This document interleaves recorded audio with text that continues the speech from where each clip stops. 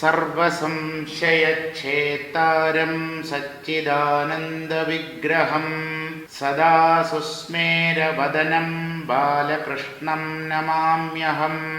എല്ലാവർക്കും എൻ്റെ വിനീതമായ പ്രണാമം. കർമ്മബീജങ്ങളാണ് വാസനകൾ. ആ വാസനകളാണ് കർമ്മങ്ങളായി പ്രകടമാകുന്നത്. അതുകൊണ്ട് കർമ്മനാശം സംഭവിക്കാൻ ബീജങ്ങളായ വാസനകൾ നശിക്കണം. വാസനകൾ നശിക്കാൻ ജ്ഞാനം മാത്രമേ ഉപകരിക്കൂ. എന്തുകൊണ്ട് എന്ന് ചോദിച്ചാൽ, വാസനാ ബീജങ്ങൾ അജ്ഞാനം കാരണം ഉണ്ടായതാണ്. അപ്പോ ആ അജ്ഞാനം നഷ്ടമാകാതെ വാസനാ ബീജങ്ങൾ നശിക്കുകയില്ല. വാസനാ ബീജങ്ങളുടെ നാശം സംഭവിക്കാതെ കർമ്മങ്ങൾ നശിക്കുകയില്ല. കർമ്മങ്ങൾ നശിക്കുന്നില്ല എങ്കിൽ ജന്മങ്ങളും നശിക്കുകയില്ല, ജന്മങ്ങൾക്ക് അറുതി വരികയില്ല. ഇങ്ങനെ എല്ലാറ്റിൻ്റെയും മൂലകാരണമായ അജ്ഞാനമാണ് വാസ്തവത്തിൽ നശിപ്പിക്കപ്പെടേണ്ടത്. അതാകട്ടെ ജ്ഞാനമൊന്നുകൊണ്ടും മാത്രമേ നശിക്കുകയുമുള്ളൂ. ഇതാണ് നമ്മൾ കഴിഞ്ഞ ദിവസം പറഞ്ഞവസാനിപ്പിച്ചത്. ഇനി എന്ത് പറയുന്നു എന്ന് നോക്കാം. ഉത്കൃഷ്ട കർമ്മങ്ങളാലുളവാം മുക്തി സുഖം നിത്യമല്ലെന്നതറിഞ്ഞിടുവാനിനിയും കേൾ. ഉഷ്ണം കൊണ്ടുറക്കമില്ലാതെ സംഭ്രമിച്ചേറ്റം തൃഷ്ണ പൂണ്ടുഴലുമ്പോൾ ശീതത്തെ വരുത്തുവാൻ ശില്പമാം വ്യജനത്താൽ വിശിടുന്നേരമതിയിലുത്പന്നമായ വായു തന്നുടെ ശൈത്യത്തിനാൽ ഉഷ്ണശാന്തിയും സുഖ നിദ്രയും വരുമുടൻ. ഉഷ്ണവും വരും ശൈത്യവായുവാറിടും നേരം നിദ്രയുമകന്നുപോം വ്യഗ്രവും വളർന്നിടും. ഉഗ്രകർമ്മങ്ങൾ കൊണ്ടുണ്ടായാലിങ്ങനെ വരും. ആമയമെല്ലാം തീർന്നു യാമിനി തന്നീലതിൽ ആമോദമോടുറങ്ങി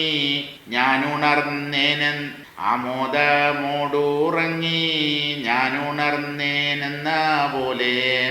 ആമയമെല്ലാം തീർന്നു യാമിനി തന്നീലതിൽ ആമോദമോടുറങ്ങി ഞാൻ ഉണർന്നേനെന്ന പോലെ. പുണ്യകർമ്മങ്ങളാലേ വന്നണയുന്ന മുക്തി നിർണയം നിദ്രാസുഖത്തിനുപമാനം തന്നെ. സത്കർമ്മങ്ങൾ കൊണ്ട് മോക്ഷം സിദ്ധിക്കുകയില്ല എന്ന് വളരെ വ്യക്തമായി പറഞ്ഞു കഴിഞ്ഞു.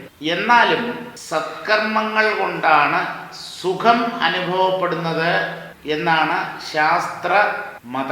ശാസ്ത്രത്തിന്റെ അഭിപ്രായം. പുണ്യകർമ്മങ്ങളുടെ ഫലമാണ് സുഖരൂപത്തിൽ ഓരോ ജീവനും അനുഭവിക്കുന്നത്. അതുപോലെ പാപകർമ്മങ്ങളുടെ ഫലമാണ് ദുഃഖരൂപത്തിലും അനുഭവപ്പെടുന്നത്. അപ്പോൾ സുഖം വേണമെങ്കിൽ പുണ്യകർമ്മങ്ങൾ ചെയ്തേ പറ്റൂ. പാപകർമ്മങ്ങളിൽ നിന്ന് വിട്ടു നിൽക്കുകയും വേണം. അപ്പോൾ ഈ പുണ്യകർമ്മങ്ങൾ തന്നെ അങ്ങ് ചെയ്തുകൊണ്ടേയിരുന്നാൽ നിരന്തരം സുഖം അനുഭവിക്കാൻ പറ്റില്ലേ? എന്തിനാണ് ഈ ജ്ഞാനം നേടേണ്ട കാര്യമുണ്ടോ എന്ന് ചോദിച്ചാൽ ജ്ഞാനം നേടിയേ പറ്റൂ. എന്തുകൊണ്ട് എന്നാണ് ആചാര്യൻ വ്യക്തമാക്കുന്നത്. ഉത്കൃഷ്ട കർമ്മങ്ങളാൽ ഉളവാം മുക്തിസുഖം നിത്യമല്ലെന്നതറിഞ്ഞിടുവാൻ ഇനിയും കേൾ. ഉത്കൃഷ്ടകർമ്മങ്ങൾ, പുണ്യകർമ്മങ്ങൾ, സത്കർമ്മങ്ങൾ. ആ സത്കർമ്മങ്ങൾ കൊണ്ടുണ്ടാകുന്ന സുഖമുണ്ടല്ലോ, സ്വർഗം മുതലായ ലോകങ്ങളിലുള്ള സുഖം, ഊർധ്വലോകങ്ങളിൽ പുണ്യം ചെയ്തവർ അനുഭവിക്കുന്ന സുഖം, അതൊന്നും മോക്ഷസുഖമല്ല എന്ന് വേദാന്തം തീർത്തു പറയുന്നു. അതൊക്കെ ലൗകിക സുഖങ്ങളുടെ ഒരു വകഭേദം മാത്രമാണ്. അപ്പൊ പുണ്യകർമ്മങ്ങൾ ചെയ്ത് ഊർധ്വലോകങ്ങളിൽ ചെന്ന് സുഖമനുഭവിക്കാറുണ്ടല്ലോ പുണ്യാത്മാക്കൾ, പുണ്യം ചെയ്ത ജീവന്മാർ. പക്ഷേ അതും നിത്യമല്ല എന്നതറിഞ്ഞിടുവാൻ, അതിനും ഒരു ശാശ്വത സ്ഥിതിയില്ല. ആ സുഖവും ക്രമേണ കുറഞ്ഞു വരും, അവസാനം പൂർണ്ണമായി നഷ്ടമാവും എന്നുള്ളത് മനസ്സിലാക്കാൻ ഇനിയും കേൾ. ഞാൻ ഇനിയും പറയാം, നീ ശ്രദ്ധിച്ചു കേൾക്കൂ കുട്ടി. ഉഷ്ണം കൊണ്ടുറക്കമില്ലാതെ സംഭ്രമിച്ചേറ്റം തൃഷ്ണ പൂണ്ടുഴലുമ്പോൾ ശീതത്തെ വരുത്തുവാൻ. വേനൽക്കാലത്തും മറ്റും, ഇപ്പൊ വേനൽക്കാലമാണല്ലോ, പകലിലെ താപനില വളരെയധികം ഉയരും, ചൂട് വല്ലാണ്ട് കൂടും. സൂര്യൻ അസ്തമിച്ചാലും ഈ ചൂട് അന്തരീക്ഷത്തിൽ തങ്ങി നിൽക്കും. ഇപ്പൊ രാത്രി കിടന്നുറങ്ങാനൊക്കെ വലിയ ബുദ്ധിമുട്ടാണ്. അതുകൊണ്ടാണല്ലോ ഈ വേനൽക്കാല സമയത്ത് ഏപ്രിൽ മെയ് മാസങ്ങളിൽ ഏറ്റവും കൂടുതൽ കൂളറുകളും എയർ കണ്ടീഷനേഴ്സും വിറ്റഴിക്കപ്പെടുന്നത്. കുടയുടെ പരസ്യം ഈ വേനൽക്കാലത്തുണ്ടാവില്ല. വേനൽക്കാലത്ത് ഓരോ ചാനലുകൾ തുറന്നു നോക്കൂ, എല്ലാ TV ചാനലുകളിലും അതുപോലെ വാർത്താ മാധ്യമങ്ങളിലും പത്രങ്ങളിലും എല്ലാം കൂളർ, AC ഇവയുടെ പരസ്യങ്ങൾ മാത്രമേ നമുക്ക് കാണാൻ കഴിയൂ. കാരണം ഇപ്പോൾ അതാണ് ഏറ്റവും ആവശ്യം, ചൂടകറ്റണം. അപ്പോൾ ഈ പരസ്യങ്ങളൊക്കെ കണ്ട് ആൾക്കാർ ഈ ACയും കൂളറും ഒക്കെ വാങ്ങിക്കാൻ പണം കണ്ടെത്തും. കടം വാങ്ങിച്ചിട്ടെങ്കിലും ഈ വക സാധനങ്ങൾ വാങ്ങിക്കാൻ ശ്രമിക്കും. അവർക്ക് കച്ചവടവും നടക്കും. അപ്പൊ അങ്ങനെ ഒരു വേനൽക്കാലമാണ് എന്ന് വിചാരിക്കുക. അപ്പൊ രാത്രി നല്ല ഉഷ്ണമുണ്ടാവും. ഉഷ്ണം കൊണ്ട് ഉറക്കമില്ലാതെ, ചൂടങ്ങോട്ട് കൂടിക്കഴിഞ്ഞാൽ നമ്മുടെ ഉറക്കം ശരിയാവില്ല, പെട്ടെന്ന് വേർക്കും. ആ വേർപ്പ് കൊണ്ട് നനഞ്ഞ് വല്ലാതെ അസ്വസ്ഥരായി നാം ഉറക്കത്തിൽ നിന്ന് എഴുന്നേൽക്കും. അങ്ങനെ രാത്രി ഉറങ്ങാൻ കഴിയാതായാൽ വല്ലാത്ത ഒരു ടെൻഷൻ, ഒരു സംഭ്രമം, ഒരു വെപ്രാളം നമ്മുടെ ഉള്ളിലുണ്ടാകും. ഉറക്കം രാത്രിയിലാണ് നമുക്ക് ലഭിക്കേണ്ടത്. ആ രാത്രിയിൽ എന്തെങ്കിലും കാരണങ്ങളാൽ ഉറങ്ങാൻ പറ്റാതെ വന്നാൽ അത് വല്ലാത്ത അസ്വസ്ഥതയ്ക്ക് കാരണമാകും. അതിനെയാണ് ഇവിടെ സംഭ്രമം എന്ന് പറയുന്നത്. ഉഷ്ണം കൊണ്ട് ഉറക്കമില്ലാതെ സംഭ്രമിച്ച് ഏറ്റം തൃഷ്ണ പൂണ്ടുഴലുമ്പോൾ, എങ്ങനെയെങ്കിലും ഈ ചൂടൊന്ന് കുറയ്ക്കാൻ മാർഗമുണ്ടോ? ചിലപ്പോൾ ടെറസിൽ ചെന്ന് കിടക്കും, അല്ലെങ്കിൽ ഉമ്മറത്ത് ചെന്ന് കിടക്കും, വരാന്തയിൽ കിടക്കും, ചിലപ്പോൾ തറയിൽ കിടക്കും, വിരിപ്പോ പായോ ഒന്നും കൂടാതെ. എങ്ങനെയെങ്കിലും ഈ ചൂടൊന്ന് കുറയണം, സുഖമായിട്ട് ഉറങ്ങണം. അപ്പൊ ഈ ചൂടുകാലത്ത്, വേനൽക്കാലത്ത് ഉറങ്ങാൻ കഴിയാതെ വരുമ്പോൾ മനസ്സ് വല്ലാണ്ട് അസ്വസ്ഥമാകും. തൃഷ്ണ പൂണ്ടുഴലുമ്പോൾ ഈ ചൂടൊന്ന് കുറയ്ക്കാൻ എന്താ മാർഗം എന്ന് വല്ലാതെ മനസ്സ് വിഷമിക്കും. അപ്പോൾ നമ്മൾ ചെയ്യുന്നത് എന്താ? സാധാരണ ഫാനുള്ള വീടുകളിൽ, ഇപ്പൊ ഫാൻ ഇല്ലാത്ത വീടില്ല, ഫാനാണ് എല്ലാ വീടുകളിലും ഉള്ളത്. ആ ഫാൻ കറക്കും. കുറച്ചുകൂടെ സാമ്പത്തിക ശേഷിയുള്ളവർ കൂളർ വാങ്ങിച്ചു വെക്കും, എയർ കൂളർ. ഇനി നല്ലപോലെ പണമുള്ളവർ എയർ കണ്ടീഷണറും വാങ്ങിച്ചു വെക്കും. ഇപ്പൊ ഇത് പഴയ കാലത്ത് രചിക്കപ്പെട്ട ഒരു കൃതി ആയതുകൊണ്ട് കൂളറും എയർ കണ്ടീഷണറും ഒന്നും അന്നില്ല. അതുകൊണ്ട് ഫാനും ഇല്ല. ഫാനും ഇല്ലാത്ത ഒരു കാലത്താണ് ഈ ഗ്രന്ഥം രചിക്കപ്പെടുന്നത്. എഴുത്തച്ഛന്റെ കാലം എന്ന് പറയുന്നത് വളരെ പുരാതനമാണ്. പണ്ട് ഒരുപാട് കൊല്ലങ്ങൾക്ക് മുമ്പ് ഇലക്ട്രിസിറ്റി, ബൾബ് ഇതൊക്കെ കണ്ടുപിടിക്കുന്നതിന് മുൻപ് ഉണ്ടായിരുന്ന കാലഘട്ടത്തിലാണ് തുഞ്ചത്ത് ആചാര്യൻ ജീവിച്ചിരുന്നത്. അന്ന് എന്താ ചൂടകറ്റാനുള്ള മാർഗം? വിശറി, അതല്ലാതെ വേറെ ഒന്നുമില്ല. അതുകൊണ്ട് ആ വിശറിയുടെ സഹായത്തോടു കൂടിയാണ് അന്നുള്ളവർ, അല്ലെങ്കിൽ പണ്ട് ജീവിച്ചിരുന്നവർ, ചൂട് അകറ്റിയിരുന്നത്. തൃഷ്ണ പൂണ്ടുഴലുമ്പോൾ ശീതത്തെ വരുത്തുവാൻ, അല്പം ഒരു തണുപ്പുണ്ടാക്കാൻ വേണ്ടി ശില്പമാം വ്യജനത്താൽ വീശിയിടും നേരം, വളരെ ഭംഗിയുള്ള ഒരു വിശറിയെടുത്ത് അങ്ങനെ വീശും. ആ വിശറിയിൽ നിന്ന് ലഭിക്കുന്ന കാറ്റ് വളരെയേറെ സുഖപ്രദമായിരിക്കും, നമുക്ക് നല്ല തണുപ്പ് നൽകുന്നതാവും. കുറേ നേരം വീശിക്കഴിയുമ്പോൾ കൈ കിഴയ്ക്കും എന്നുള്ള ഒരു ദോഷമേ ഉള്ളൂ. കൈ കിഴയ്ക്കുമ്പോൾ വീണ്ടും വിയർക്കും, വീണ്ടും നമ്മൾ വീശാൻ തുടങ്ങും. ഇങ്ങനെ വീശുകയും കൈ കിഴയ്ക്കുകയും അങ്ങനെ കുറേ നേരം കഴിയുമ്പോൾ ഈ ക്ഷീണം കൊണ്ട് തന്നെ നമ്മൾ അറിയാതെ ഉറങ്ങിപ്പോവും. അതാണ് സംഭവിക്കുക. ശില്പമാം വ്യജനത്താൽ വീശിയിടും നേരം, ഭംഗിയുള്ള ഒരു വിശറി കൊണ്ട് ചൂടകറ്റാനായി മനുഷ്യർ വീശും, തണുപ്പുണ്ടാക്കാൻ വേണ്ടി. അന്നേരം അതിൽ ഉത്പന്നമായ വായു തന്നുടെ ശൈത്യത്തിനാൽ, ആ വിശറിയിൽ നിന്ന് കിട്ടുന്ന കാറ്റുകൊണ്ട്, അതിൻ്റെ കുളിർമ കൊണ്ട് ഉഷ്ണശാന്തിയും സുഖനിദ്രയും വരും ഉടൻ. പെട്ടെന്ന് തന്നെ ചൂടിനൊരു ശമനം സംഭവിക്കുകയും സുഖമായി ഉറക്കം വരികയും ചെയ്യും. സുഖനിദ്രയും നമുക്ക് ലഭിക്കും. ഉഷ്ണവും വരും ശൈത്യവായു ആറിയിടും നേരം. കുറേ നേരം വീശിക്കഴിയുമ്പോൾ കൈ കഴിക്കുമല്ലോ, അപ്പോൾ എന്ത് ചെയ്യും? നമ്മൾ വീശുന്നത് നിർത്തും. വീശുന്നത് നിർത്തുമ്പോൾ കുളിർമയുള്ള വായുവിൻ്റെ വരവ് നിലയ്ക്കും, പഴയതുപോലെ ഉഷ്ണവും വരും. ശൈത്യവായു ആറിയിടും നേരം ആ തണുത്ത കാറ്റ് ലഭിക്കാതെ വരുമ്പോൾ നിദ്രയും അകന്നു പോവും, വ്യഗ്രവും വളർന്നിടും. പണ്ടത്തെ പോലെ എന്താവും? ചൂട് വരും, ഉറക്കം നഷ്ടമാകും, മനസ്സ് വീണ്ടും അസ്വസ്ഥമാകും. നിദ്രയും അകന്നു പോവും, വ്യഗ്രവും വളർന്നിടും.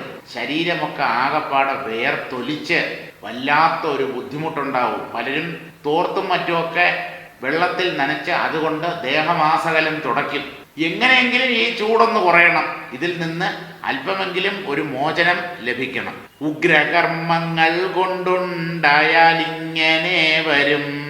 ഉഗ്രകർമ്മങ്ങൾ എന്ന് പറഞ്ഞാൽ അഹങ്കാരത്തിന് വിധേയരായി ഞാൻ ചെയ്യുന്നു എന്ന ശക്തമായ കർത്തൃബോധത്തോടുകൂടി ചെയ്യുന്ന കർമ്മങ്ങൾ എല്ലാം ഉഗ്രകർമ്മങ്ങളാണ്. ഈ ഉഗ്രകർമ്മങ്ങൾ പുണ്യകർമ്മങ്ങളായാൽ പോലും അതുകൊണ്ട് ശാശ്വതമായ സുഖമോ ശാന്തിയോ ലഭിക്കുകയില്ല. അഹങ്കാരത്തിന് വശംവദരായി നാം ചെയ്യുന്ന കർമ്മങ്ങളാണ് ഉഗ്രകർമ്മങ്ങൾ. ഘോരകർമ്മങ്ങൾ എന്നും ഈ കർമ്മങ്ങളെ ശാസ്ത്രങ്ങൾ വിളിക്കാറുണ്ട്. അപ്പോൾ പുണ്യകർമ്മങ്ങൾ ചെയ്യുമ്പോൾ പോലും മനുഷ്യന്റെ ഉള്ളിലെ അഹങ്കാരം തല ഉയർത്തി നിൽക്കും. ഭണമുയർത്തി നിൽക്കുന്ന സർപ്പത്തെ പോലെ ഈ പുണ്യകർമ്മങ്ങൾ ചെയ്യുന്നവരുടെ ഉള്ളിൽ അഹങ്കാരം തല ഉയർത്തി നിൽക്കും.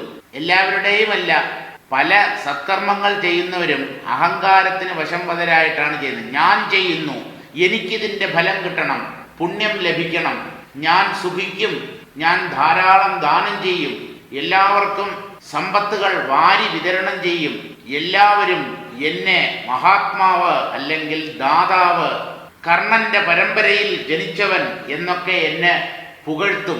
ഇതൊക്കെയാണ് ഉദ്ദേശം. ചെയ്യുന്നത് നല്ല കർമ്മം തന്നെ, പക്ഷെ അതിൻ്റെ പുറകിൽ ഉദ്ദേശ്യശുദ്ധി ഇല്ല. അഹങ്കാരമാണ് അതിൻ്റെ പുറകിൽ. ഞാൻ ചെയ്യുന്നു, എന്നെ വലിയവൻ എന്ന് മറ്റുള്ളവർ അംഗീകരിക്കണം. ഈ അഹങ്കാരത്തിനെ പോഷിപ്പിക്കാനായി, അഹങ്കാരത്തിന് അടിമകളായി കർമ്മങ്ങൾ ചെയ്യുന്നു പലരും. ഒക്കെ സാത്വിക കർമ്മങ്ങളാണ്, അന്യർക്ക് വേണ്ടിയാണ്, മറ്റുള്ളവർക്ക് ഉപകാരമാണ് ചെയ്യുന്നത്, ദാനധർമ്മങ്ങളാണ് ചെയ്യുന്നത്. പക്ഷേ ഈ ചെയ്യുന്നവന്റെ ഉള്ളിൽ ഈ അഹങ്കാരമാണ് കൊടികുത്തി വാഴുന്നത്.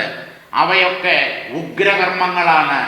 അവയ്ക്ക് പുണ്യഫലങ്ങളുണ്ട് എന്നുള്ളതല്ലാതെ ഇത്തരം കർമ്മങ്ങൾ ചിത്തശുദ്ധിക്ക് കാരണമാവുകയില്ല. കർമ്മങ്ങൾ ചിത്തശുദ്ധി നേടണമെങ്കിൽ നല്ലതുപോലെ ഓർത്തോളൂ നിങ്ങൾ, കർമ്മങ്ങൾ ഈശ്വരാർപ്പണമായി, ഈശ്വരനുള്ള പൂജയായി ചെയ്യപ്പെടണം. അല്ലാതെ ഞാൻ ചെയ്യുന്നു എന്നുള്ള അഹങ്കാരത്തോടു കൂടി ചെയ്താൽ അവയ്ക്ക് ചിത്തത്തെ ശുദ്ധീകരിക്കാനുള്ള കഴിവ് ഉണ്ടാവുകയില്ല. ഉഗ്രകർമ്മങ്ങൾ കൊണ്ടുണ്ടായാൽ ഇങ്ങനെ വരും. ഈ ഉഗ്രകർമ്മങ്ങൾ വിശറി കൊണ്ട് വീശി ചൂടകറ്റുന്നത് പോലെയാണ്. ആ കർമ്മങ്ങൾക്ക് സദ്ഫലങ്ങളുണ്ട്, പുണ്യകർമ്മങ്ങൾക്ക് ഫലമുണ്ട്. അതാണ് സുഖം. ആ സുഖം അനുഭവിക്കാൻ പറ്റും, പക്ഷേ കുറച്ചു നേരത്തേക്ക് മാത്രം, കുറെ കാലത്തേക്ക് മാത്രം. ശാശ്വതമായ സുഖം ഈ സത്കർമാനുഷ്ഠാനം കൊണ്ട് കിട്ടുകയില്ല. നിരന്തരമായ സുഖം ആത്മാവിലാണുള്ളത്. അതാകട്ടെ കർമ്മത്തിനതീതമായ സത്യവുമാണ്. അതിനെ കർമ്മം കൊണ്ട് പ്രാപിക്കാൻ പറ്റുകയുമില്ല. അതിനെ നേടാൻ ജ്ഞാനം തന്നെ വേണം. അമയമെല്ലാം തീർന്നു യാമിനി തന്നീലതിൽ ആമോദമോടുറങ്ങി ഞാൻ ഉണർന്നേനെന്ന പോലെ. അങ്ങനെ കുറേ നേരം വിശറി കൊണ്ട് വീശി ചൂടൊന്ന് കുറഞ്ഞപ്പോ സുഖമായ നിദ്ര ലഭിച്ചു. വിഷമമൊക്കെ തീർന്നു. ആമയം എന്ന് പറഞ്ഞാൽ രോഗം, വിഷമം, ബുദ്ധിമുട്ട്, പ്രയാസം എന്നൊക്കെ അർത്ഥം. അതൊക്കെ തീർന്നു. യാമിനി തന്നിൽ അതിമോദമോടുറങ്ങി. യാമിനി രാത്രി, യാമങ്ങൾ ഉള്ളത് യാമിനി. രാത്രിയുടെ ഓരോ ഭാഗത്തെയാണ് നമ്മൾ ഓരോ യാമം എന്ന് പറയുന്നത്. ഒന്നാം യാമം, രണ്ടാം യാമം, മൂന്നാം യാമം എന്നൊക്കെ പറയുന്നു. അപ്പൊ യാമങ്ങളോട് കൂടിയവൾ യാമിനി, രാത്രി. ആ രാത്രി തന്നിലതിൽ, ആ രാത്രിയിൽ ആമോദമോടുറങ്ങി, വളരെ സന്തോഷത്തോടു കൂടി ഉറങ്ങി. ഞാൻ ഉണർന്നേൻ എന്ന പോലെ. രാവിലെ സന്തോഷത്തോടുകൂടി എഴുന്നേറ്റു, നല്ല ഉറക്കം ലഭിച്ചു. ഇതുപോലെ മാത്രമേ ഉള്ളൂ പുണ്യകർമ്മം ചെയ്തതുകൊണ്ട് നാം അനുഭവിക്കുന്ന സുഖത്തിന്റെ സ്ഥിതി. പുണ്യകർമ്മങ്ങളാലെ വന്നണയുന്ന മുക്തി നിർണയം നിദ്രാസുഖത്തിനുപമാനം തന്നെ. പുണ്യകർമ്മങ്ങൾ കൊണ്ട് നമുക്ക് കിട്ടുന്ന ദുഃഖമോചനം അല്ലെങ്കിൽ സുഖാനുഭവം, നിർണയം എന്ന് പറഞ്ഞാൽ തീർച്ചയായും നിദ്രാസുഖത്തിനുപമാനം തന്നെ. നിദ്രയിൽ ലഭിക്കുന്ന ഉറക്കത്തിന് തുല്യമാണ്. നിദ്ര നിരന്തരമായി നമുക്ക് കൊണ്ടുപോകാൻ പറ്റില്ല. നിദ്ര വിട്ട് ഉണരേണ്ടി വരും. അതോടുകൂടെ നിദ്രയിൽ അനുഭവിച്ച സുഖവും നഷ്ടമാകും. ഇങ്ങനെ വിശറി കൊണ്ട് വീശി ചൂടകറ്റി കുറെ സമയം സുഖമായി കിടന്നുറങ്ങി വീണ്ടും എഴുന്നേൽക്കുമ്പോൾ പഴയ ചൂട് പിന്നെയും വീശും. അപ്പോൾ ഒരു തണുപ്പ് കിട്ടും, പിന്നെയും കിടന്നുറങ്ങും.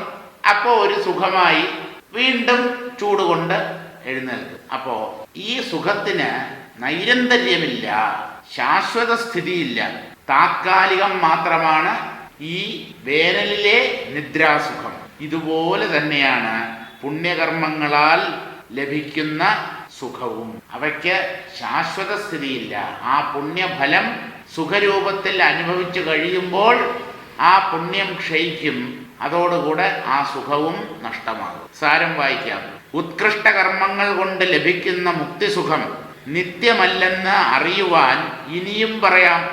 ഉഷ്ണം കൊണ്ട് ഉറക്കം വരാതെ ഭ്രമിച്ചു കഴിയുമ്പോൾ തണുപ്പ് വരുത്തുവാൻ വിശറി കൊണ്ട് വീശും.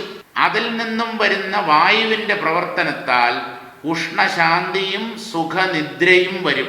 ശില്പമാം വ്യജനത്താൽ എന്ന് പറഞ്ഞില്ലേ, വ്യജനം എന്ന് പറഞ്ഞാൽ വിശറി എന്നർത്ഥം. അപ്പോൾ ആ വിശറിയുടെ പ്രവർത്തനത്താൽ ഉഷ്ണശാന്തിയും സുഖനിദ്രയും ഒരാൾക്ക് ലഭിക്കും. ശൈത്യവായു മാറുമ്പോൾ ആ വീശുന്നത് നിർത്തിക്കഴിഞ്ഞാൽ തണുത്ത വായുവിൻ്റെ പ്രവാഹം നിലയ്ക്കും. വീണ്ടും പഴയതുപോലെ ഉഷ്ണം വരും. ഉഷ്ണം വന്നു കഴിഞ്ഞാൽ നിദ്രയും മാറും. നിദ്ര മാറും എന്ന് പറഞ്ഞാൽ നിദ്രയിൽ അനുഭവപ്പെട്ടിരുന്ന സുഖവും നഷ്ടമാകും. വീണ്ടും സംഭ്രമം ഉണ്ടാകും. ഉഗ്രകർമ്മങ്ങൾ കൊണ്ട് വീണ്ടും ഉഷ്ണം വരുന്നത് പോലെ മുക്തിസുഖം നിത്യമല്ലാതായിത്തീരും എന്നറിഞ്ഞാലും ഉഗ്രകർമ്മങ്ങൾ കൊണ്ട് താത്കാലികമായ സുഖാനുഭവം ലഭിക്കും. പക്ഷേ അതിന് ശാശ്വത സ്ഥിതി ഉണ്ടാവില്ല. എന്നേക്കും സുഖത്തെ നൽകാൻ ഒരു പുണ്യകർമ്മത്തിനും കഴിവില്ല. ആ കർമ്മങ്ങളൊക്കെ അവസാനിക്കുന്നവയാണ്. ആ ഫലങ്ങൾ, കർമ്മം ചെയ്ത് നാം നേടുന്ന സുഖങ്ങൾ അവസാനിക്കുന്നവയാണ്. എന്നാൽ കർമ്മം കൊണ്ട് നേടാൻ പറ്റാത്തതായ ബ്രഹ്മം, ആ ബ്രഹ്മത്തിൻ്റെ സ്വരൂപമാണ് ഈ സുഖം അല്ലെങ്കിൽ ആനന്ദം എന്നുള്ളത് കൊണ്ട് തന്നെ ആ സുഖത്തിന് ഒരിക്കലും കുറവുണ്ടാവില്ല. എന്തുകൊണ്ട്? ആ സുഖം ഇല്ലാതാവണമെങ്കിൽ ബ്രഹ്മമില്ലാതാവണം. ബ്രഹ്മത്തിന് നാശം സംഭവിക്കുന്നില്ല, അത് സദ്വസ്തുവാണ്. അതുകൊണ്ട് ഈ ബ്രഹ്മത്തിൻ്റെ സുഖം അല്ലെങ്കിൽ ബ്രഹ്മത്തിൽ നിന്ന് കിട്ടുന്ന ആനന്ദം അതും നശിക്കാത്തതായിരിക്കും. ദുഃഖങ്ങളെല്ലാം തീർന്ന് രാത്രിയിൽ സുഖമായി ഞാൻ ഉറങ്ങി ഉണർന്നു എന്ന് തോന്നുന്നത് പോലെ പുണ്യകർമ്മങ്ങളാൽ വന്നണയുന്ന അല്ലെങ്കിൽ ലഭിക്കുന്ന മുക്തി നിദ്രാസുഖത്തിന് സമമാണ്. താത്കാലികം എന്നർത്ഥം. വീണ്ടും ദുഃഖം നമ്മെ പിടികൂടും. ആ ദുഃഖത്തെ അകറ്റാൻ വീണ്ടും പുണ്യകർമ്മങ്ങൾ ചെയ്യണം. ആ പുണ്യകർമ്മങ്ങളുടെ ഫലവും ക്ഷയിക്കും. അപ്പോൾ സുഖം നഷ്ടമാകും. വീണ്ടും ദുഃഖം പിടിപെടും.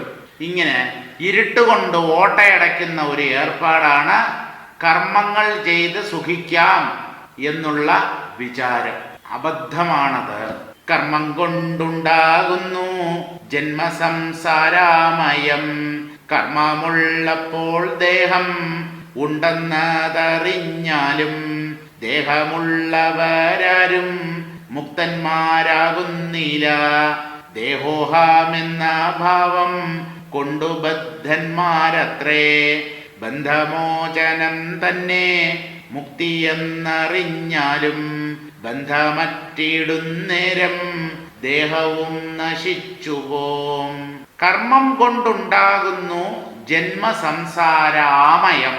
കർമ്മമാണ് ജന്മത്തിനു കാരണം. പൂർവജന്മ കർമ്മങ്ങളാണ് ഈ ജന്മത്തിന് കാരണം. അപ്പോ കഴിഞ്ഞ ജന്മത്തിലെ ശരീരമോ അതിനു മുന്നേ ചെയ്ത കർമ്മങ്ങളുടെ ഫലം. ഇങ്ങനെ പുറകിലേക്ക് പോയാൽ ആദ്യത്തെ ജന്മം അല്ലെങ്കിൽ ആദ്യത്തെ ശരീരം ഏത് കർമ്മത്താൽ നിർമ്മിക്കപ്പെട്ടു? കാരണം ഒന്നാമത്തെ ജന്മമാണ് ആദ്യത്തെ ശരീരം, ആ ജീവന്റെ ഒന്നാമത്തെ ശരീരം. അതിന് കാരണം കർമ്മം എന്ന് നമുക്ക് തോന്നുമെങ്കിലും അതാണല്ലോ ആദ്യത്തെ ശരീരം. ആ ശരീരം എങ്ങനെയുണ്ടായി? അതിനു മുമ്പ് ചെയ്ത കർമ്മങ്ങളാണോ, പൂർവജന്മത്തിലുള്ള കർമ്മങ്ങളാണോ ഈ ശരീരത്തെ ഉണ്ടാക്കിയത്? അതെങ്ങനെ? ഇതല്ലേ ആദ്യത്തെ ശരീരം. ഇതിനു മുൻപ് ശരീരമില്ലല്ലോ, കർമ്മങ്ങളുമില്ലല്ലോ. അപ്പോ ഏത് കർമ്മമാണ് ആദ്യത്തെ ശരീരത്തെ ഉണ്ടാക്കിയത്? ഉത്തരമില്ല. ആദ്യത്തെ ശരീരം എന്നൊന്നിനെ അംഗീകരിച്ചാൽ അതിനു മുമ്പ് കർമ്മങ്ങൾ ഉണ്ടാവാൻ പറ്റില്ല, ജന്മവും ഇല്ല. അപ്പോ പിന്നെ ഈ ആദ്യ ശരീരം എങ്ങനെ ഉണ്ടായി എന്ന ചോദ്യത്തിന് അതിനു മുമ്പുള്ള ജന്മത്തിലെ കർമ്മമാണ് അതിന് കാരണം എന്ന് പറഞ്ഞാൽ അത് യുക്തിക്ക് നിരക്കുന്ന ഒരു വാദമല്ല. ഇടയ്ക്ക് എവിടുന്നെങ്കിലും നമ്മൾ ചോദിച്ചാൽ ഒരു ശരീരത്തിന്, ഒരു ജന്മത്തിന് എന്താ കാരണം? അതിന് മുമ്പുള്ള ജന്മങ്ങളിലെ കർമ്മങ്ങൾ. പക്ഷേ ഒന്നാമത്തെ ജന്മത്തിന്റെ കാര്യം ചോദിച്ചാൽ അതിനു മുമ്പ് ജന്മമില്ലാത്തത് കൊണ്ട് കർമ്മങ്ങളും ഉണ്ടാവാൻ പറ്റില്ല. അങ്ങനെയാകുമ്പോൾ ആ ആദ്യ ജന്മം, ആദ്യ ശരീരം എങ്ങനെ ഉണ്ടായി എന്ന് നമുക്ക് യുക്തിയുക്തം ഒരു ഉത്തരം നൽകാൻ പറ്റാതെ പോകും. ഇതിൽ നിന്ന് എന്താ മനസ്സിലാക്കേണ്ടത്? ജന്മം കള്ളം, ദേഹം എന്നുള്ളത് മിഥ്യയാണ്. ഇവിടെ ആരും ജനിക്കുന്നില്ല. ന ജായതേ മ്രിയതേവാ കദാചിത് ന്യായം ഭൂത്വാ ഭവിതാവാ നഭൂയഃ അജോ നിത്യ ശാശ്വതോയം പുരാണഃ നഹന്യതേ ഹന്യമാനേ ശരീരേ. ഗീതയുടെ ആരംഭത്തിൽ തന്നെ, 2-ാം അധ്യായമായ സാഖ്യയോഗത്തിൽ തന്നെ കൃഷ്ണൻ ഈ സത്യം പറഞ്ഞു കഴിഞ്ഞതാണ്. ഈ ആത്മാവ് ഒരിക്കലും ജനിക്കുന്നില്ല അർജുന, അതുകൊണ്ട് തന്നെ മരിക്കുന്നുമില്ല. ഈ ആത്മാവ് അജനും അമരനും നിത്യനും ശാശ്വതനും പണ്ടേക്ക് പണ്ടേ ഉള്ളവനുമാണ്. ശരീരനാശത്തിൽ ആത്മാവ് നശിക്കുന്നില്ല. ശരീരമുണ്ടാകുമ്പോൾ ആത്മാവ് ഉണ്ടാകുന്നുമില്ല. ഉള്ളതിൽ ശരീരം പ്രത്യക്ഷപ്പെടുമ്പോൾ ഉള്ളത് ജനിച്ചു എന്ന് തോന്നുന്നു. ആ ശരീരത്തിനുള്ളിൽ ചൈതന്യം അടയ്ക്കപ്പെട്ടതുപോലെ തോന്നുന്നു. ആ ശരീരം നഷ്ടമാകുമ്പോൾ ഉള്ളിലുള്ള ഈ ആത്മചൈതന്യത്തിന് ഒരു കോട്ടവും തട്ടുന്നില്ല, അത് നശിക്കുന്നില്ല. കാരണം അതിന് ശരീരവുമായി യാതൊരു ബന്ധവുമില്ല. ഒരു കുടം പൊട്ടിച്ചു കഴിഞ്ഞാൽ കുടത്തിനകത്തുള്ള ആകാശം മരിച്ചു എന്ന് പറയാൻ പറ്റുമോ? എങ്ങനെ സാധ്യമാകും? കുടമുള്ളപ്പോൾ കുടത്തിന്റെ ഉള്ളിൽ ആകാശം ഉള്ളതുപോലെ തോന്നുന്നു. കുടത്തെ പൊട്ടിച്ചാൽ ആ ആകാശം ഭേദിക്കപ്പെടുന്നുണ്ടോ? ആകാശത്തിന് എന്തെങ്കിലും ചെയ്യാൻ പറ്റുമോ? കുടത്തെയല്ലേ മനുഷ്യർക്ക് പൊട്ടിക്കാൻ കഴിയൂ. ആകാശത്തെ പൊട്ടിക്കാൻ പറ്റുമോ? വെട്ടാൻ പറ്റുമോ? മുറിക്കാൻ പറ്റുമോ? കഷണങ്ങളാക്കാൻ പറ്റുമോ? കത്തിക്കാൻ പറ്റുമോ? ജലം കൊണ്ട് നനയ്ക്കാൻ പറ്റുമോ? അതിനെ ഉണക്കാൻ പറ്റുമോ? ഒന്നും ചെയ്യാൻ പറ്റില്ല. കാരണം അത്ര കണ്ട് സൂക്ഷ്മമാണ് ആകാശം എന്ന ഭൂതം.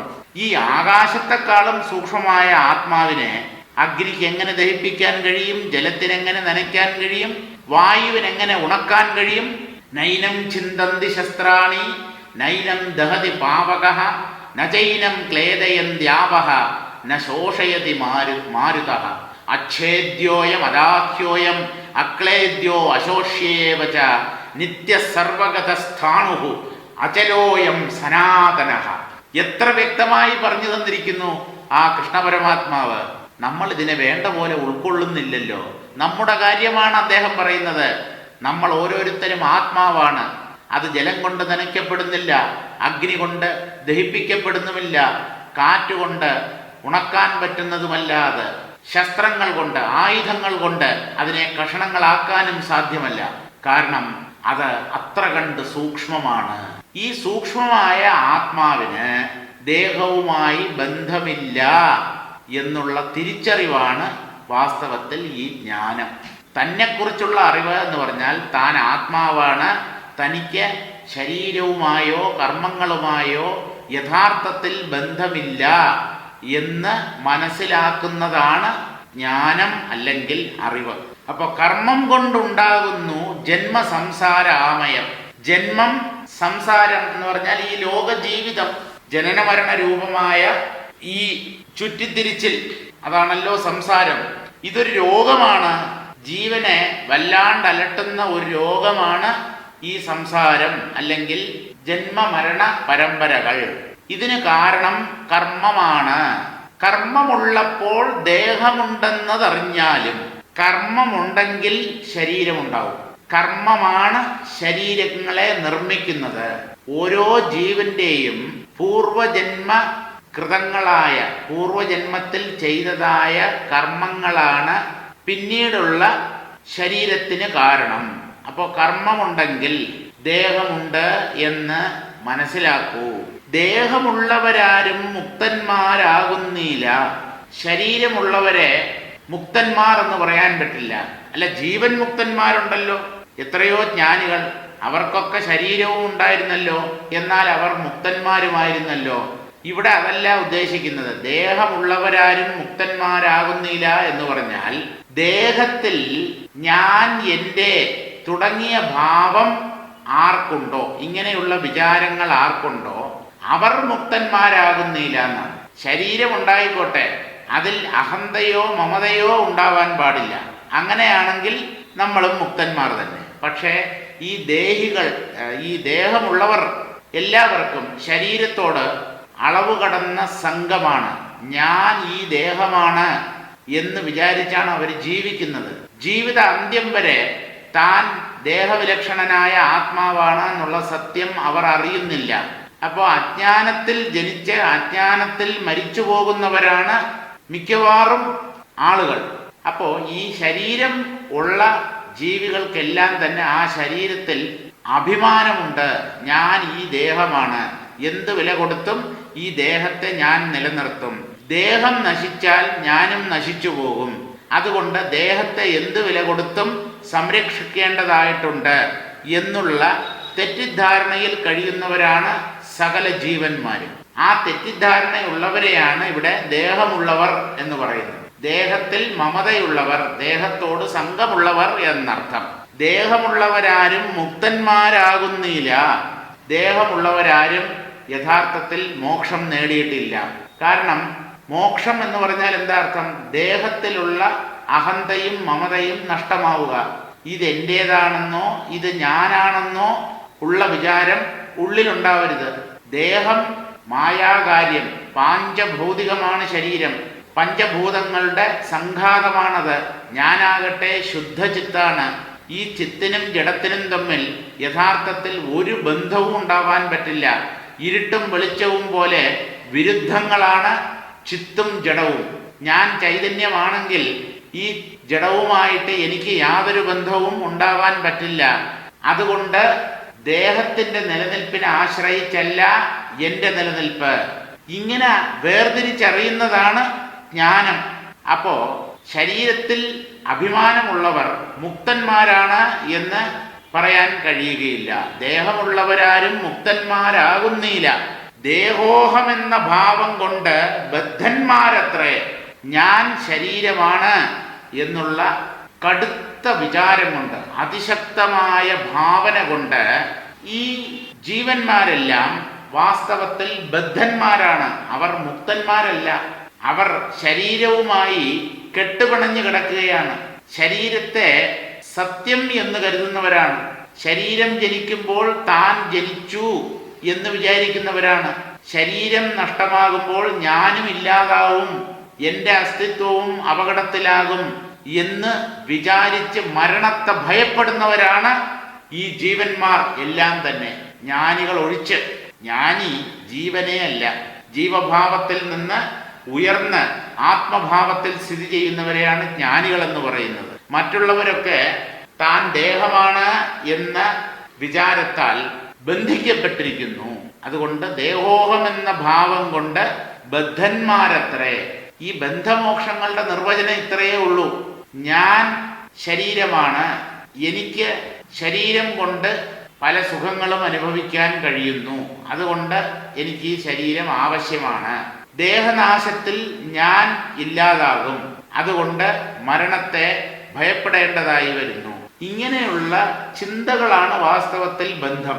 ബന്ധം പുറത്തല്ല, അത് ഉള്ളിലുള്ള മനസ്സിലെ തെറ്റിദ്ധാരണയാണ്, തെറ്റായ തീരുമാനമാണ്. അതാണ് ബന്ധം. തന്നെ വേണ്ടവണ്ണം അറിയാതിരിക്കുന്നതാണ് ബന്ധം.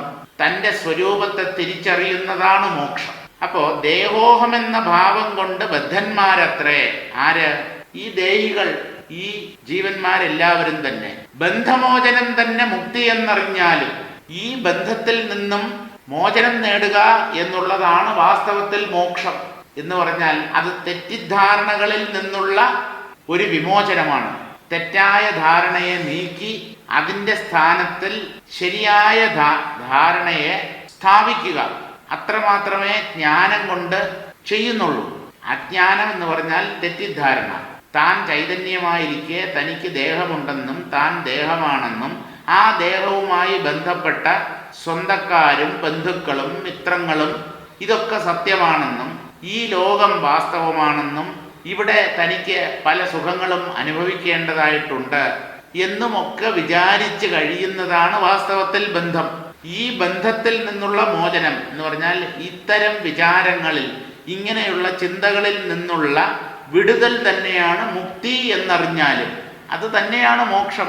തെറ്റിദ്ധാരണയിൽ നിന്നുള്ള മോചനം എന്നർത്ഥം. ബന്ധമറ്റിയിടുന്നേരം ദേഹവും നശിച്ചു പോവും. ഈ തെറ്റിദ്ധാരണ നീങ്ങിയാൽ, ദേഹവുമായിട്ട് തനിക്ക് ബന്ധമുണ്ട് എന്ന വിചാരം നീങ്ങിയാൽ ദേഹവും നശിച്ചു പോവും. ഈ ദേഹം നശിച്ചു പോകും എന്ന് പറഞ്ഞാൽ ആ പ്രാരബ്ധം തീരുന്നത് വരെ അത് ഒരു നിഴല് പോലെ കൂടെ ഉണ്ടാകും. പുതിയ ഒരു ദേഹം പിന്നീട് സ്വീകരിക്കേണ്ടി വരില്ല, പുനർജനിക്കേണ്ടി വരില്ല എന്നർത്ഥം. ബന്ധമില്ലാതാകുമ്പോൾ ഈ ശരീരം തന്നെ പൊടിഞ്ഞ് താഴെ വീഴും എന്നല്ല. അങ്ങനെ വീഴുമായിരുന്നെങ്കിൽ ജീവൻ മുക്തി എന്ന ഒരവസ്ഥയെ ശാസ്ത്രങ്ങൾ പറയത്തില്ലായിരുന്നല്ലോ. ജീവൻ മുക്തി എന്ന് പറഞ്ഞാൽ ശരീരം നിലനിൽക്കവേ തന്നെ മുക്തനായിരിക്കുന്ന സ്ഥിതിയാണ്. അപ്പോ ദേഹം നശിക്കുന്നില്ല, ദേഹം പ്രാരബ്ധം തീർന്നാലേ നശിക്കൂ. പക്ഷേ ആ പ്രാരബ്ധം തീരുന്നതിന് മുൻപേ ഒരാൾ ജ്ഞാനം നേടുന്നു. അപ്പോഴെന്താ? ജ്ഞാനം നേടുന്നതോടുകൂടി അയാൾ മുക്തനായിത്തീരുന്നു. പക്ഷേ ദേഹം നശിക്കുന്നുമില്ല. ദേഹം ഉള്ളപ്പോൾ തന്നെ അദ്ദേഹം മുക്തനാകുന്നു.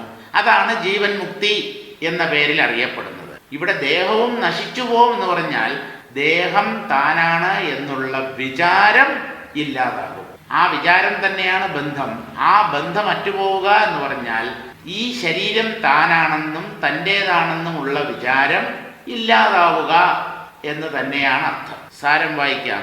കാമ്യകർമ്മം കൊണ്ടുണ്ടാകുന്ന മുക്തി ജന്മസംസാരാമയമാണ്.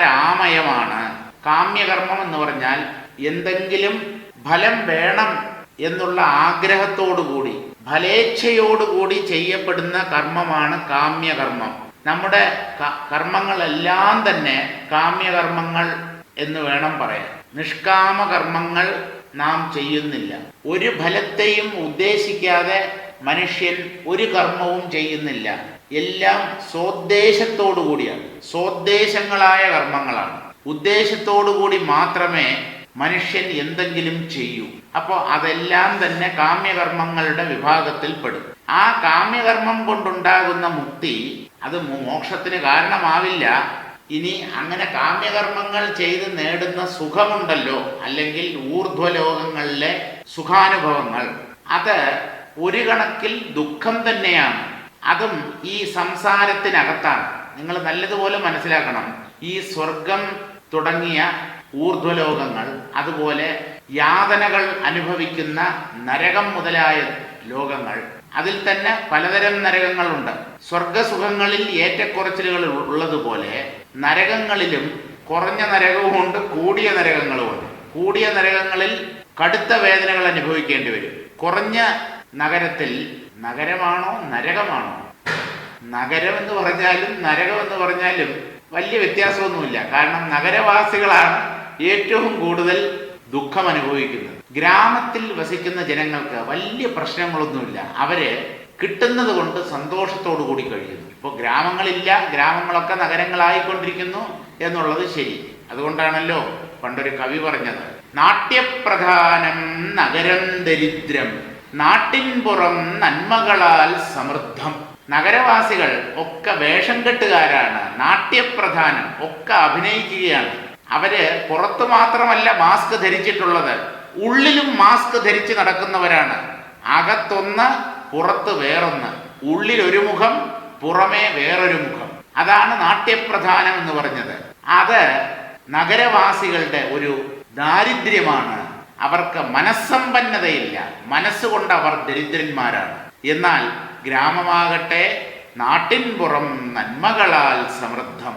നാട്ടിൻപുറത്തുള്ളവരുടെ മനസ്സ് ശുദ്ധമാണ്. അതിൽ കാപട്യം ഇല്ല എന്ന് പറയാൻ പറ്റില്ല, വളരെയേറെ കുറവാണ്. അന്യരെ സഹായിക്കാൻ അവർ സന്നദ്ധരായിരിക്കും, പരോപകാരം ചെയ്യുന്നതിൽ തൽപരരായിരിക്കും, മറ്റുള്ളവരെ ദ്രോഹിക്കണം എന്നുള്ള ചിന്തകൾ ഇല്ലാത്തവരായിരിക്കും. ഇങ്ങനെയൊക്കെയാണ് നഗരത്തെയും ഗ്രാമത്തെയും താരതമ്യം ചെയ്യുന്നത്. നമ്മൾ പറഞ്ഞത് സ്വർഗത്തെയും നരകത്തെയും കുറിച്ചാണ്. അപ്പൊ നരകത്തിലും കൂടിയ നരകങ്ങളുണ്ട്, കുറഞ്ഞ നരകങ്ങളുണ്ട്.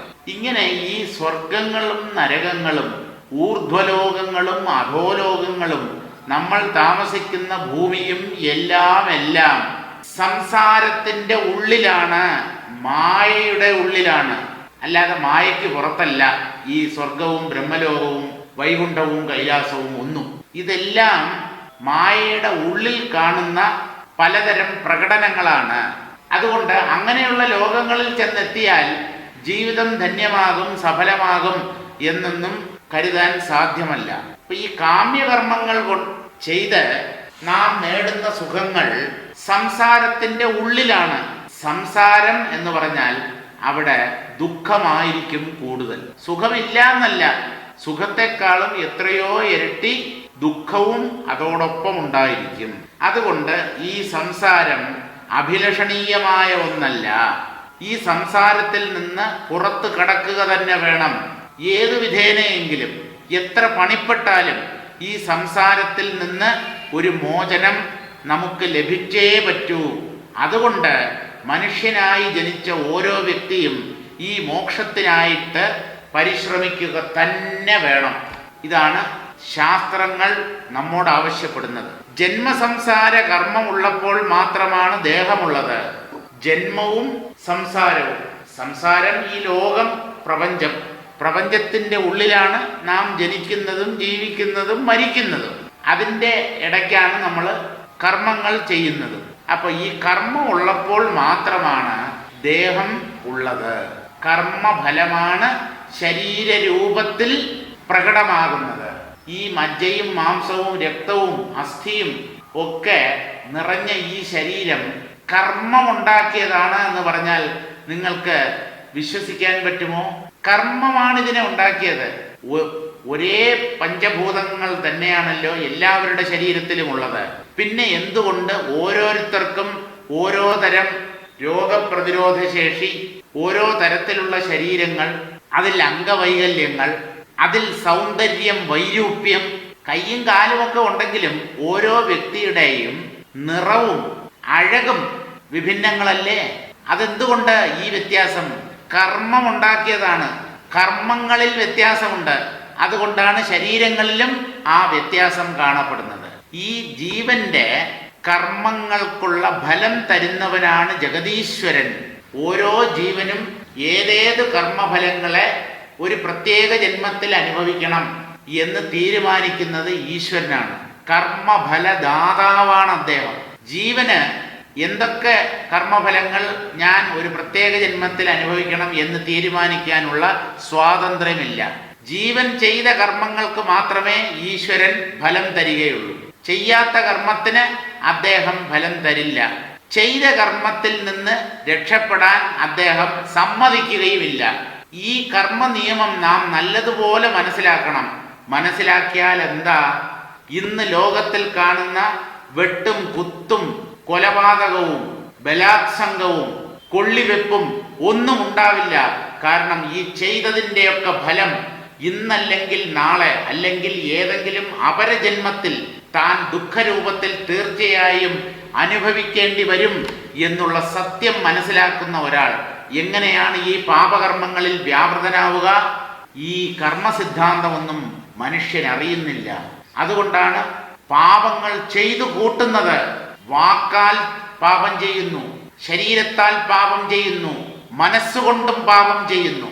ഇങ്ങനെ മനോവാക്കായങ്ങളിലൂടെ ഈ 3 കരണങ്ങളിലൂടെയും മനുഷ്യൻ പാപം ചെയ്ത് അവൻ്റെ നില വളരെയേറെ ദയനീയമാക്കി തീർക്കുന്നു.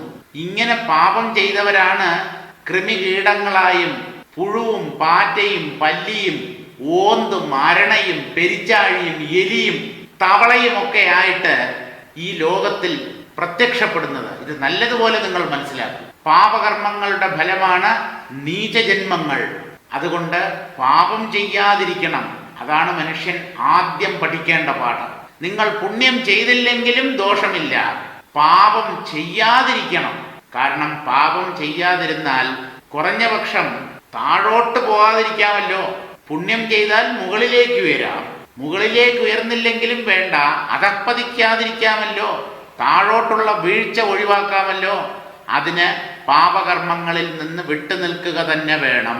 ജന്മസംസാര കർമ്മമുള്ളപ്പോൾ മാത്രമാണ് ദേഹമുള്ളത്. ശരീരമുള്ളവർ ആരും തന്നെ മുക്തന്മാരാകുന്നില്ല. നമ്മളൊക്കെ ജനിച്ചവരാണ്. നാം ജനനത്തിന് മുന്നേ മുക്തരായിരുന്നുവെങ്കിൽ ഈ ശരീരമെടുത്ത് ഇവിടെ വരേണ്ട കാര്യമുണ്ടോ? ഇല്ല. അപ്പോൾ നാം ബദ്ധരാണ്, അജ്ഞാനികളാണ് എന്ന് സമ്മതിക്കേണ്ടി വരും. അതുകൊണ്ടാണ് നമ്മൾ ഒരു ശരീരം സ്വീകരിച്ച് ഇവിടെ വന്നത്. ഇനിമേൽ ഒരു ശരീരം സ്വീകരിക്കാതിരിക്കണമെങ്കിൽ ഈ ജന്മത്തിൽ തന്നെ ജ്ഞാനം നേടി മുക്തനാകണം. ദേഹം ഞാനെന്ന അഹംഭാവം കൊണ്ട് ബദ്ധന്മാരുമാണവർ എന്ന് പറഞ്ഞാൽ ഈ ലോകം. ബന്ധമോചനം തന്നെയാണ് മുക്തി. ബന്ധമോചനം നേടുമ്പോൾ ദേഹം നശിച്ചു പോകും എന്ന് പറഞ്ഞാൽ ബന്ധം നഷ്ടമാകുമ്പോൾ ജ്ഞാനത്തിലൂടെയാണ് ബന്ധം ഇല്ലാതാവുക. ജ്ഞാനത്തിലൂടെ ബന്ധം നശിപ്പിക്കപ്പെടുമ്പോൾ പിന്നീട് ഒരു ശരീരം സ്വീകരിക്കേണ്ടി വരില്ല.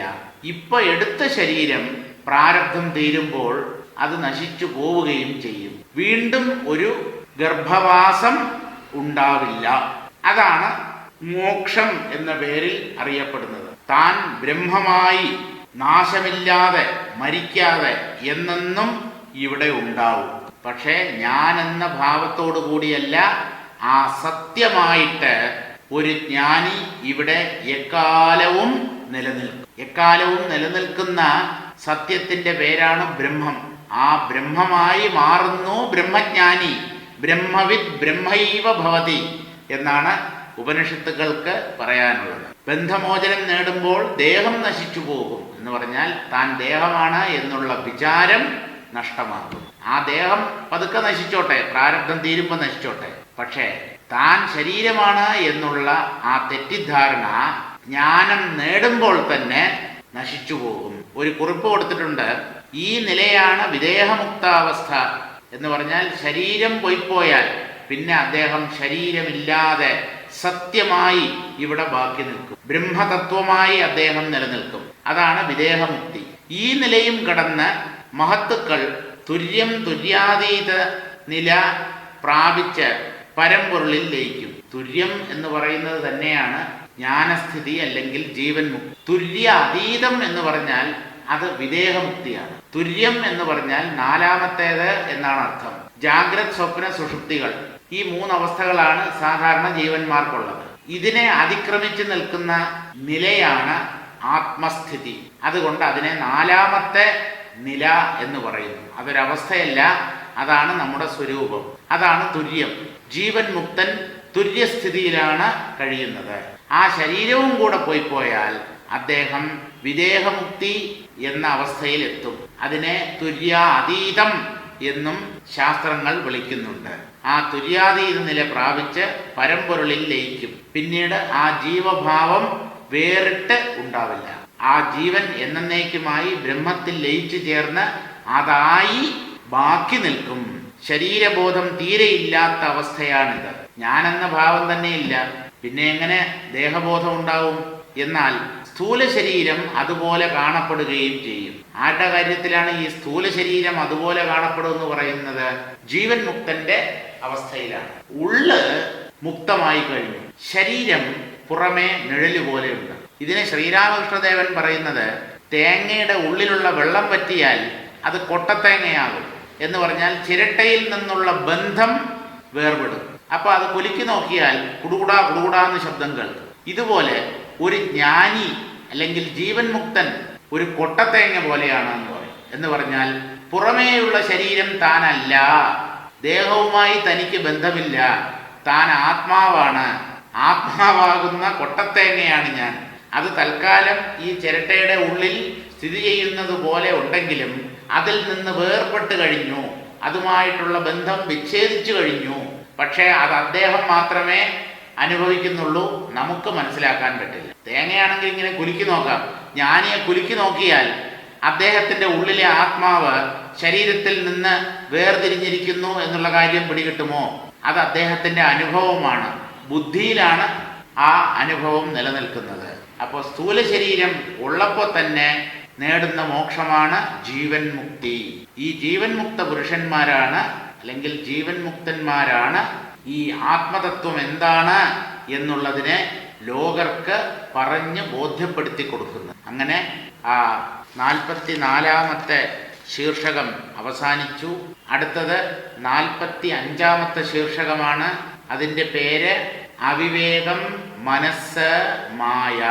3 പേരുകൾ പറയുന്നുണ്ടെങ്കിലും 3ഉം യഥാർത്ഥത്തിൽ ഒന്ന് തന്നെ. അവിവേകം തന്നെയാണ് മനസ്സ്, മനസ്സ് തന്നെയാണ് മായ. നമുക്ക് മനസ്സിലാകാൻ വേണ്ടി 3 പേര് പറഞ്ഞിട്ടുണ്ട് എന്നേ ഉള്ളൂ.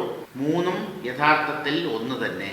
ആ 45-ാമത്തെ ശീർഷകം നമുക്ക് അടുത്ത ക്ലാസ്സിൽ വായിക്കാം.